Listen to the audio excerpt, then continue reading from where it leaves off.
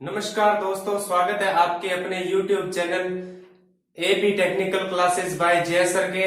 जैसा कि आप जानते हैं, हम पढ़ रहे थे प्रिंसिपल ऑफ टीचिंग, शिक्षण के सिद्धांत, जिसके अंतर्गत हमने पहली यूनिट को कंप्लीट कर लिया था और उसकी क्विज को सोल्व कर लिया था। उसके बाद हम आज दूसरी यूनिट पढ़ेंगे जिसका नाम है शिक्षा का मनोविज्ञान। शिक्षा के मनोविज्ञान के अंतर्गत हम मनोविज्ञान पढ़ेंगे। मनोविज्ञान क्या होता है, इसकी क्या परिभाषा है, क्या इसके विशेष क्रम है, इसके बारे में हम पढ़ेंगे। तो हम पढ़ते हैं जो मनोविज्ञान है उसका विकास का क्रम। तो विकास के क्रम के अंतर्गत सबसे पहले जो आता है वो आता है आत्मा का विज्ञान। आत्मा का विज्ञान, जो आत्मा का विज्ञान है, इसे लेकर कौन आए थे? तो इसे लेकर आए थे एक प्रसिद्ध दर्शन शास्त्री है जिनका नाम है अरस्तु। अरस्तु जिनके गुरु थे प्लेटो और डेकार्टे, और नेक्स्ट है जिनका नाम है रुडोल्फ गोल्कोय। ये क्या, इन्होंने एक साइकोलॉजिया नामक की पुस्तक लिखी थी रुडोल्फ गोल्कोय ने। इनके द्वारा क्या, इनको जो आत्मा का विज्ञान है इसे लेकर आए थे। जिस प्रकार क्या होता है भूगोल में, अपने जो देश का भूगोल है उसके बाद नदी, उसका भौतिक विस्तार, उसके बारे में पढ़ते हैं, उसी प्रकार जो विषय है उसका नाम है दर्शन शास्त्र। जो दर्शन शास्त्र है, ये जो अरस्तु थे एक बहुत प्रसिद्ध दर्शन शास्त्री थे, इसके अंदर से निकली है आत्मा का विज्ञान। दर्शन शास्त्र के अंतर्गत हम पढ़ते हैं आत्मा,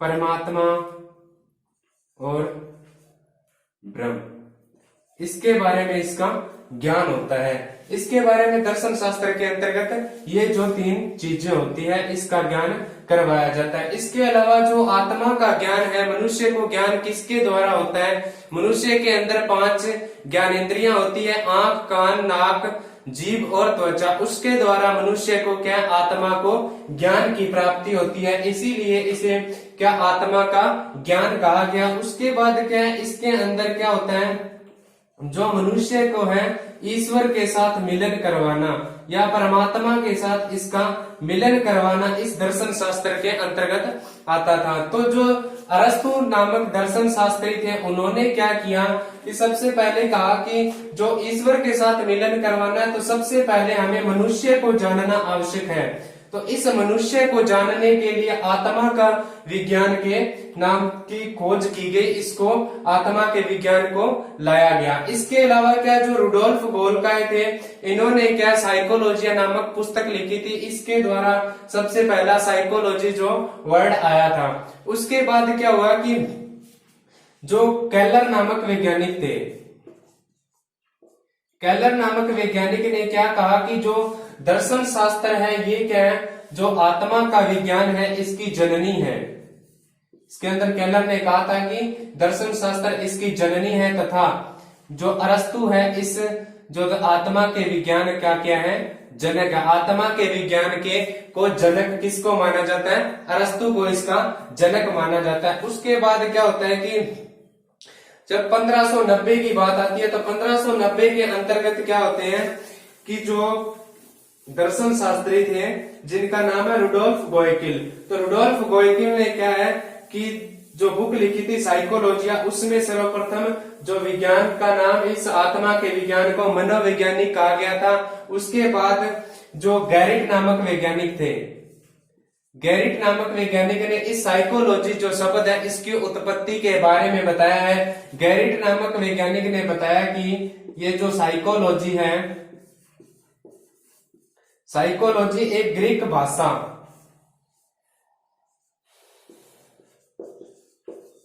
साइकी प्लस लोगस के द्वारा इस साइकोलॉजी की उत्पत्ति हुई थी, जिसमें साइकी का अर्थ होता है आत्मा से और लोगस का अर्थ होता है अध्ययन, मतलब आत्मा का अध्ययन करना। ये कौन सी भाषा है? ये ग्रीक भाषा है। Psyche plus लोगस। और अगर ये क्वेश्चन पूछा जाए कि साइकोलॉजी किस भाषा का शब्द है, तो साइकोलॉजी जो शब्द है वो अंग्रेजी भाषा का शब्द है, और ये जो साइकी प्लस लोगस है ये ग्रीक या यूनान भाषा का है, लैटिन भाषा अलग होती है। तो इसके द्वारा क्या आत्मा का अध्ययन किया जाता है, तो इसका अर्थ क्या हो गया, साइकोलॉजी इसको नाम दिया गया, और इस साइकी प्लस लोगस से साइकोलॉजी का उद्भव हुआ।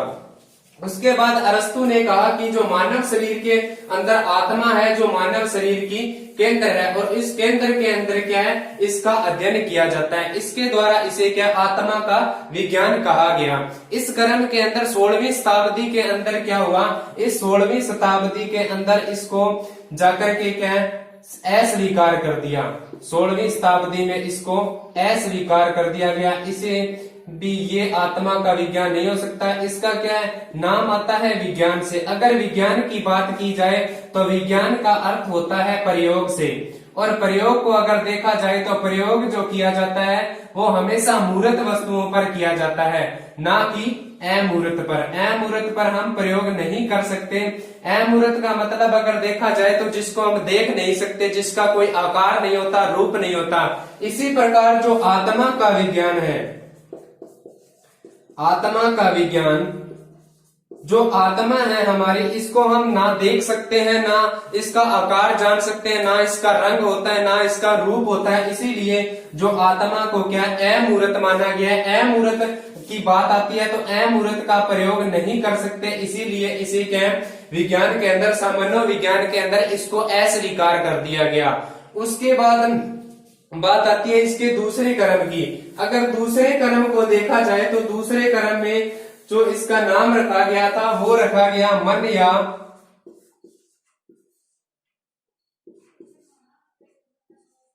मस्तिष्क का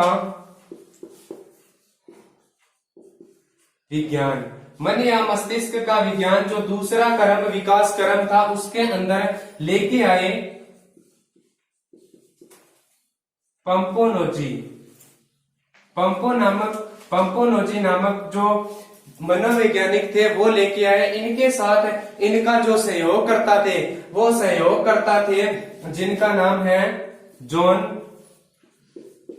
लॉक, और इनके साथ इनका सहयोग किया रीचेरी ने, और उनके साथ तीसरे जो चौथे वैज्ञानिक थे उनका नाम है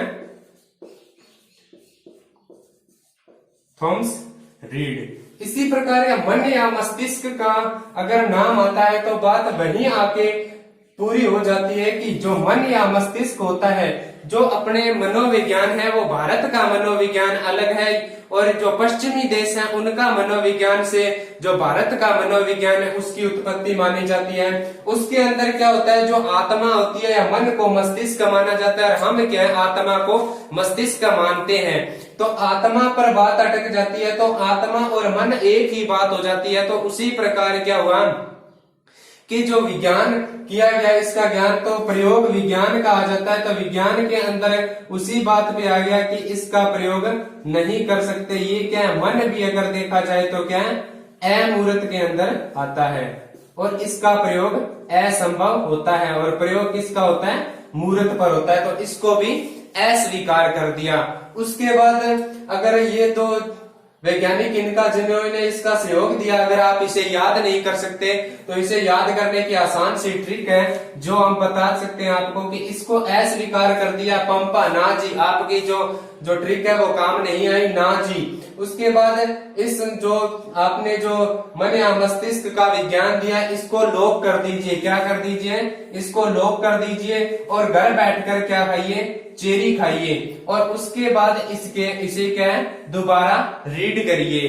तो इससे आपको क्या है, ये आप आसानी से याद कर सकते हैं। इसको क्या है, मनोविज्ञान को अस्वीकार कर दिया गया। जो आगे वाला चरण है उस चरण को हम देखें तो तीसरा जो चरण है, जो तीसरा चरण होता है, उस अगर तीसरे चरण को देखा जाए तो तीसरा चरण क्या है, चेतना का विज्ञान।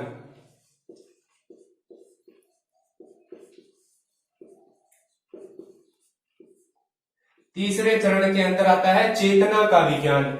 चेतना के विज्ञान को कौन लेकर आए, जिनका नाम था विलियम वुंड।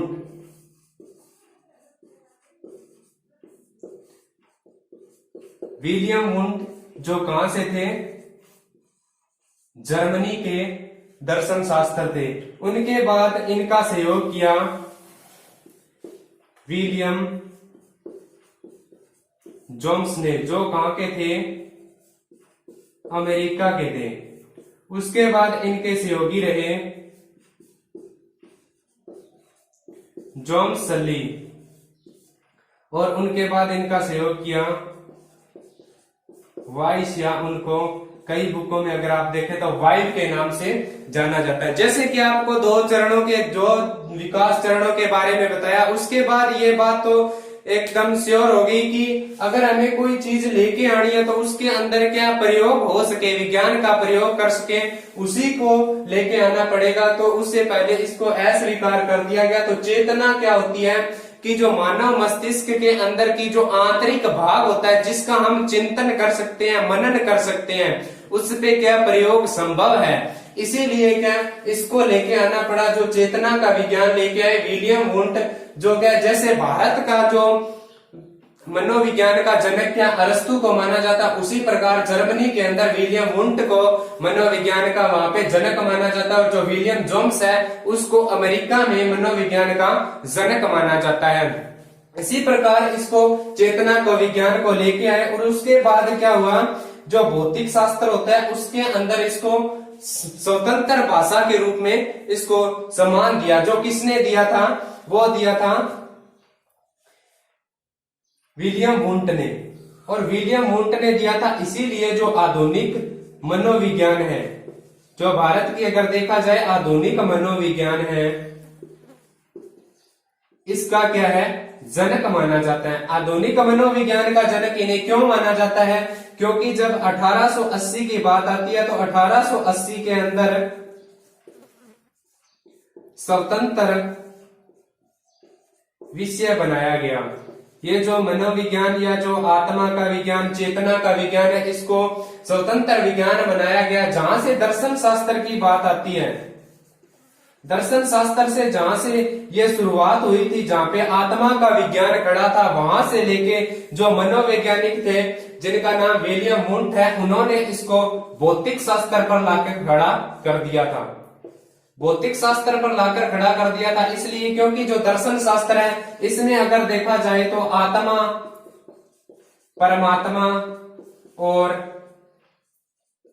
ब्रह्म के द्वारा क्या है, आत्मा परमात्मा का मिलन होता है। और जो अगर प्रयोग किया जाए तो प्रयोग जो होते हैं सारे भौतिक शास्त्र के अंदर होते हैं। जो चेतना का जो प्रयोग हुआ था वो भौतिक शास्त्र के अंदर हुआ था। इसीलिए इसको 1880 में विलियम वुंट ने क्या इसे एक स्वतंत्र विषय बना दिया था, जिसके कारण आधुनिक मनोविज्ञान के जनक के बारे में विलियम वुंट को जाना जाता है।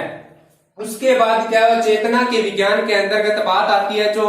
जो मनोविज्ञान है उसके अंदर क्या मानव के व्यवहार का ज्ञान भी आता है। उसे चेतना के विज्ञान के अंतर्गत क्या सिर्फ चेतना मतलब मनुष्य के जो मस्तिष्क है उसके अंदर की जानकारी देता था, उनके अंदर का ज्ञान बताता था, लेकिन बाहर का विषय रह गया था। इसीलिए इसको भी बाद में अस्वीकार कर दिया गया। और उसको अस्वीकार करने के बाद में नया जो विकास क्रम आता है, जो आधुनिक विकास क्रम जिसकी आज हम बात करते हैं, तो वो आता है व्यवहार का विज्ञान। जो चौथा चरण जो आज का आधुनिक चरण है उसके अंतर्गत बात आए तो व्यवहार का ज्ञान, व्यवहार का विज्ञान। व्यवहार के विज्ञान के अंतर्गत इसको कौन लेके आया था, इसको लेके आया था जे बी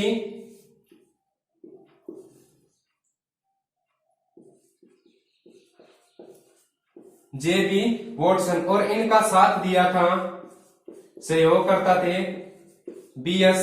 स्किनर। और उनके बाद इवान पावलकर और इनके सहयोगी थे C.L. हल और विलियम वुडवर्थ। इन्होंने क्या इसका सहयोग किया था। कि जो व्यवहार का विज्ञान है वो क्या है, मनोविज्ञान है, आधुनिक विज्ञान है। उसके द्वारा क्या है, मनुष्य के व्यवहार जो मानसिक क्रियाएं हैं उसकी बाहरी क्रियाएं, उसका मानसिक के अंतर्गत चिंतन करना, मनन करना, और जो व्यवहारिक क्रिया है उसका दौड़ना, भागना, कूदना, खेलना, जो मतलब मानव के एडी से लेके चोटी तक जो क्रियाएं होती है वो व्यवहार के अंदर आती है, उसके व्यवहार के अंदर आती है। तो इसको सही माना गया, जिसके अंदर जेबी वॉटसन का बहुत सहयोग रहता है। उसके बाद क्या होता है जी, इसकी अगर मानसिक स्थिति देखी जाए, मानसिक स्थिति जिसके अंतर्गत क्या आते हैं, मनुष्य का बाहरी रूप, और उसके बाद इसकी अगर देखी जाए शारीरिक स्थिति,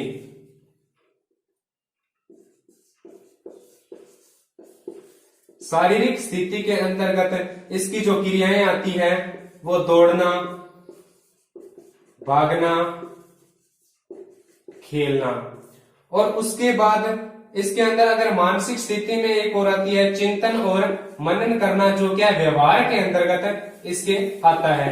और उसके बाद अगर तीसरी बात देखा जाए कि जो बीएस स्किनर थे उन्होंने क्या बताया था कि जो मानव मन है वो क्या चेतन, अर्धचेतन और अचेतन के अंतर्गत आता है। इसको चेतन, अर्धचेतन और अचेतन का व्यवहार भी बताया था, जिसके कारण क्या है, जो विलियम वुडवर्थ थे, विलियम जो मैकडूगल थे, विलियम मैकडूगल की एक जो पुस्तक थी जिसका नाम था outline of psychology. Outline of psychology में जो चेतन है उसको बहुत बुरा शब्द कहा गया था, जिसके कारण क्या है, उसको भी अस्वीकार करने का प्रमुख कारण माना जाता है। इसके बाद क्या है, व्यवहार जो शब्द है, ये जो व्यवहार शब्द है इसको सबसे पहले यूज किया गया था जो विलियम मैकडूगल की एक पुस्तक थी, उसका नाम है आउटलाइन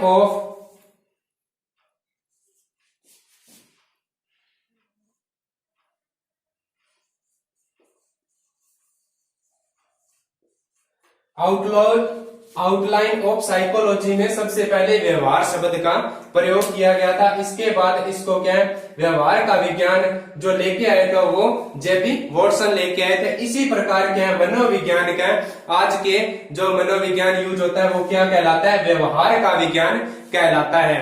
इसके द्वारा इसका हम प्रयोग कर सकते हैं। और हमारे आगे विषय वस्तु में अगर देखा जाए तो ये आएगा शिक्षा का मनोविज्ञान।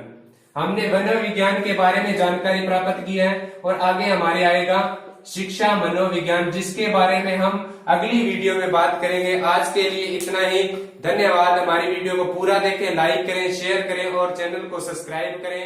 धन्यवाद।